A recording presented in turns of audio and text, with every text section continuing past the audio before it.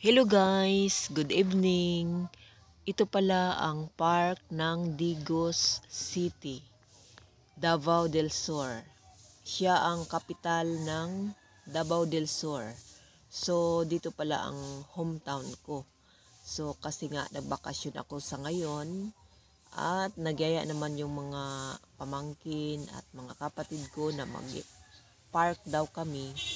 Buti na lang, walang ulan. Kaya ito pala ang ganda ng fountain. So, 5 years ago na ako hindi nakapasyal dito, no? Tapos, ang dami ding tao. Kasi nga, weekend din, Friday night pala ngayon. So, sa sobra ding dami na tao.